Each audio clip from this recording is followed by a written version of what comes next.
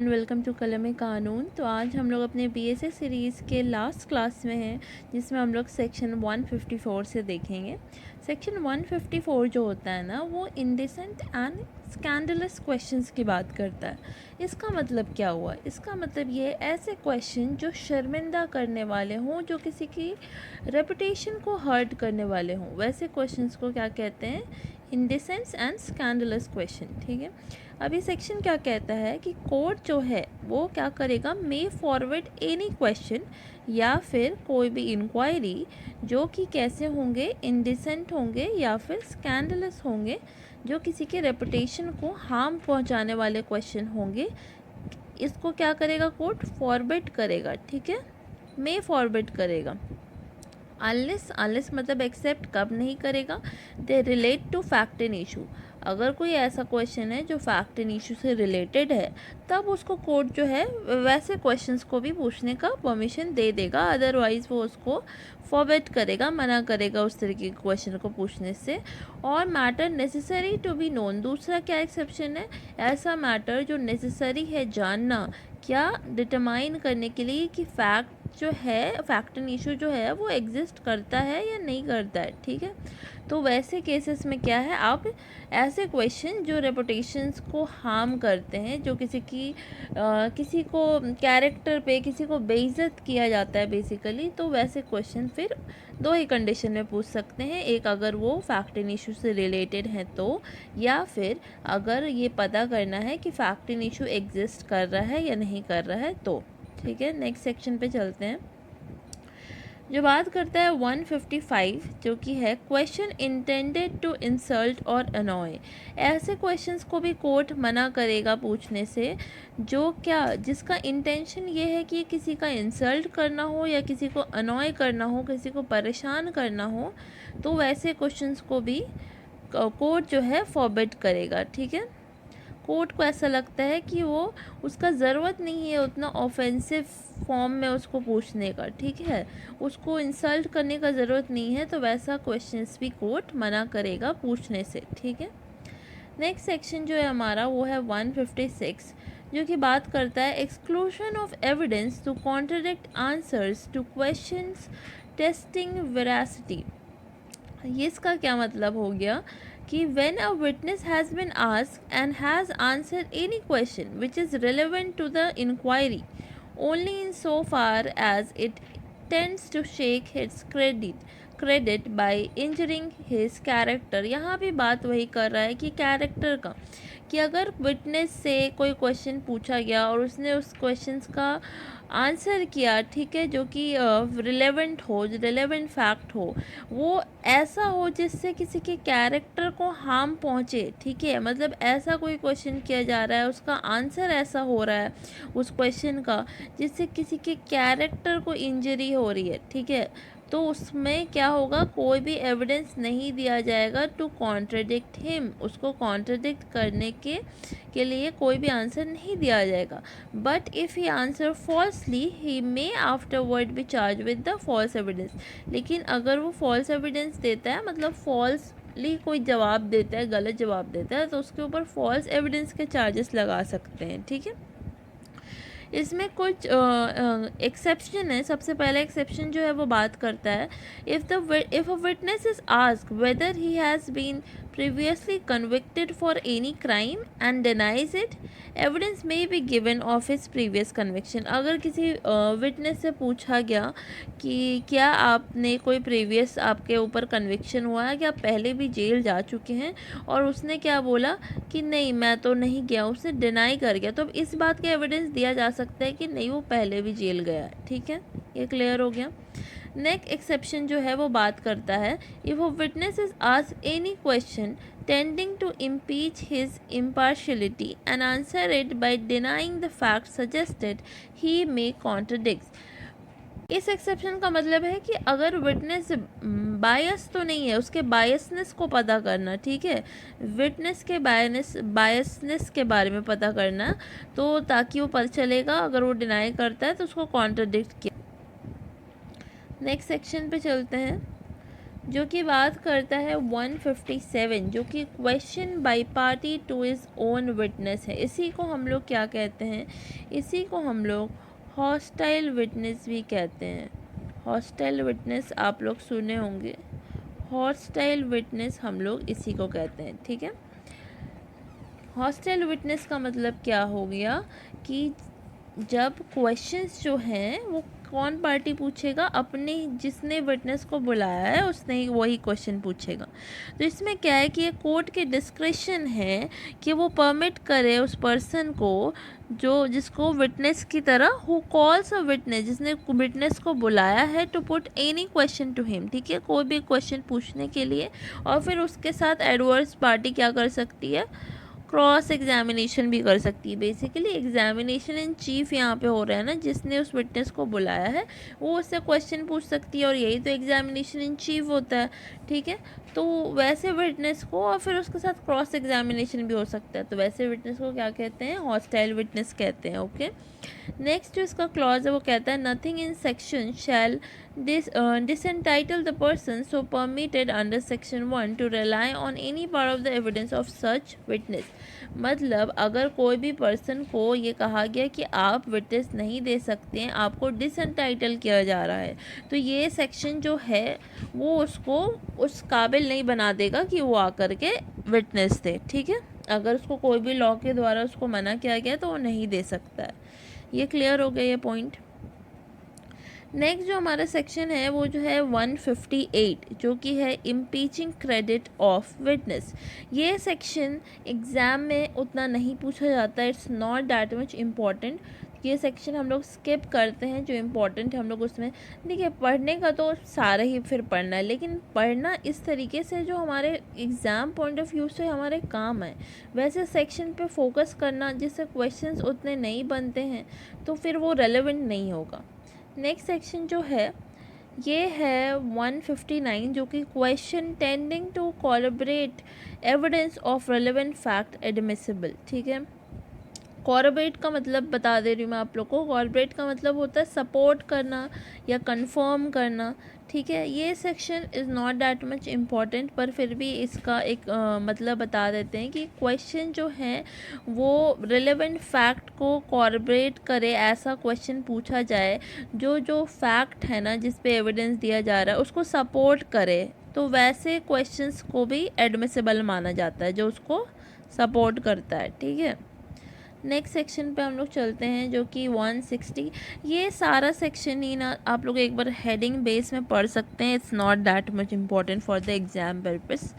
Formal statement of witness may be prove to corroborate later testimony as to same fact, ठीक है। ये भी वही बात कहता है कि कॉर्पोरेट करने की बात करता है कि अगर किसी भी टेस्ट विटनेस के बात को जो है कंफर्म करना है या सपोर्ट करना है, तो फॉर्मल स्टेटमेंट भी जो होते हैं उसको भी प्रूफ किया जा सकता है, ठीक है। यही कहता है ये सेक्शन। अब हम लोग एक मिनट सॉरी, अब हम लोग नेक्स्ट सेक्शन की तरफ चलते हैं जो कि है इम्पॉर्टेंट सेक्शन। जो हमारा नेक्स्ट है ना वो है 162, जो कि बात करता है रिफ़्रेशिंग मेमोरी की। रिफ़्रेशिंग मेमोरी का मतलब क्या हो गया कि अगर कोई भूल जाता है कोई भी विटनेस कि उसने ऐसा कोई विटनेस दिया भी था, तो वो अपनी मेमोरी को रिफ़्रेश कर सकता है, या फिर कोई डॉक्यूमेंट किसी ने बनाया है तो वो अपनी मेमोरी को रिफ़्रेश कर सकता है कि उसने वो डॉक्यूमेंट बनाया है या नहीं बनाया है।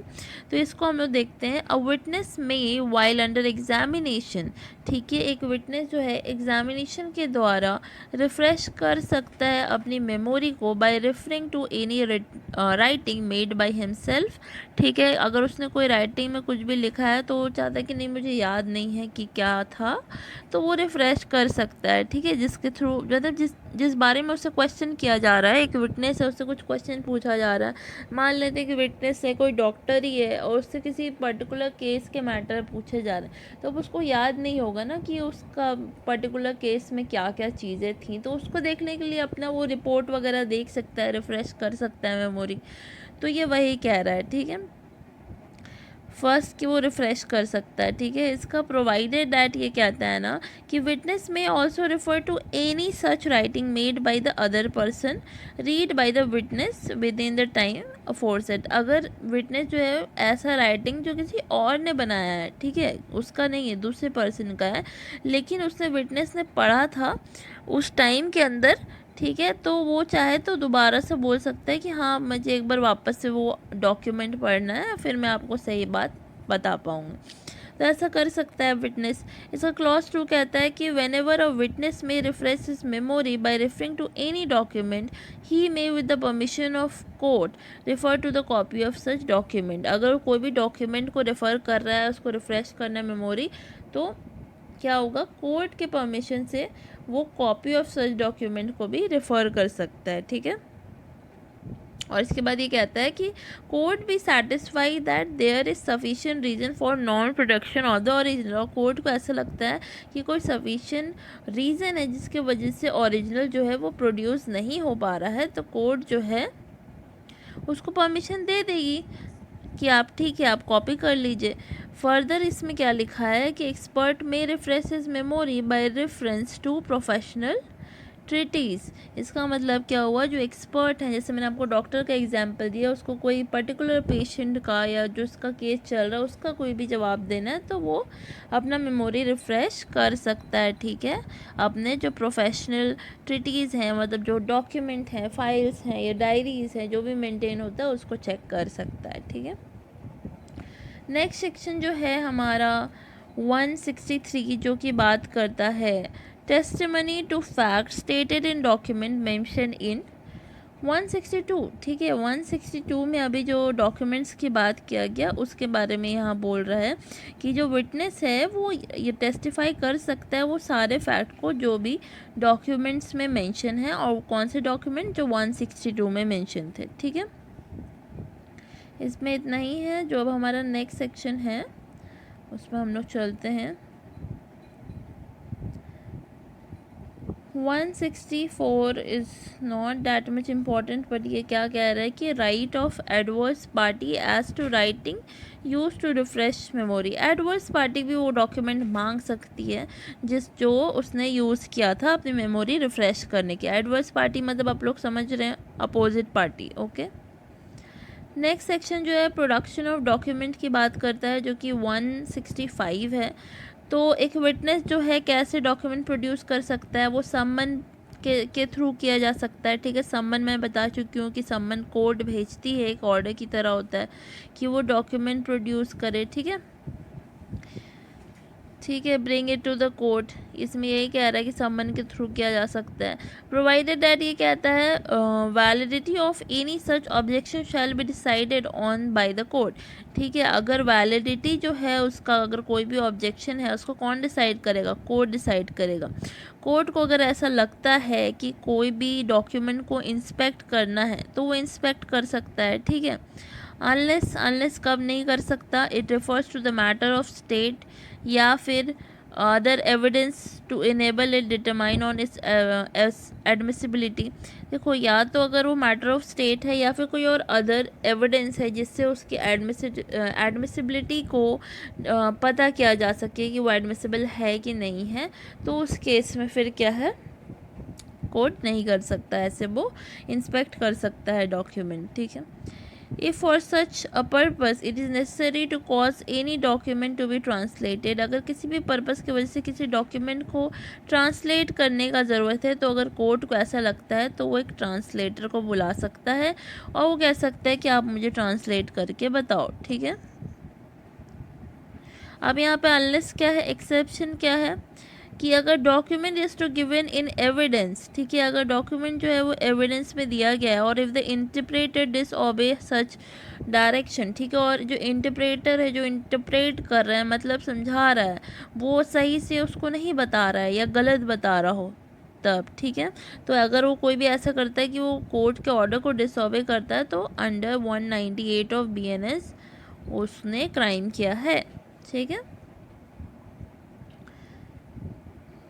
ठीक है, अब इसमें क्या लिखा है, provided that no court shall require any communication between the ministers and the president of India to produce before it. ठीक है, कोई भी कोर्ट को किसी भी तरीके की कम्युनिकेशन की ज़रूरत नहीं अगर किसी भी मिनिस्टर को या प्रेसिडेंट ऑफ इंडिया को प्रोड्यूस होना पड़ेगा तो अब नेक्स्ट सेक्शन है 166 जो बात करता है giving as evidence of document called for and produce on notice.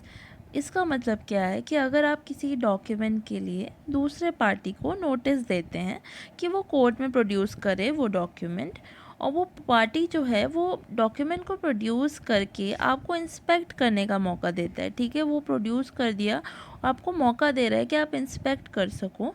तो अगर प्रोड्यूसिंग पार्टी जो प्रोड्यूस कर रहा है वो चाहे तो आपको वो डॉक्यूमेंट में एविडेंस देना ही पड़ेगा, चाहे वो आपके फेवर में हो या ना हो। मतलब आप अगर ऐसा कोई कहते हो कि आपको ये पर्टिकुलर डॉक्यूमेंट देना है, आपको चाहिए, तो आप ये काम मुझे कह रहे हो कि आप प्रोड्यूस करो। ठीक है, तो अगर मैं कोई डॉक्यूमेंट फिर प्रोड्यूस करूँगी तो फिर आपको क्या है उस पे जो आपने डॉक्यूमेंट मुझसे मांगा था ना उस पे एविडेंस देना ही पड़ेगा, चाहे वो आपके फेवर में हो चाहे वो आपके फेवर में ना हो। तो ये बाउंड हो जाता है कि वो उसको देना ही पड़ेगा उस पे एविडेंस। ठीक है, क्योंकि आपने मुझसे डॉक्यूमेंट को मांगा है। ठीक है, आपने कहा कि डॉक्यूमेंट को प्रोड्यूस करो, तो फिर आपको क्या करना होगा, उस पे एविडेंस देना ही होगा। ठीक है, ये सेक्शन क्लियर हो गया। तो हम लोग नेक्स्ट सेक्शन की तरफ चलते हैं जो कि है 167 using as evidence of document production of which was refuse on notice.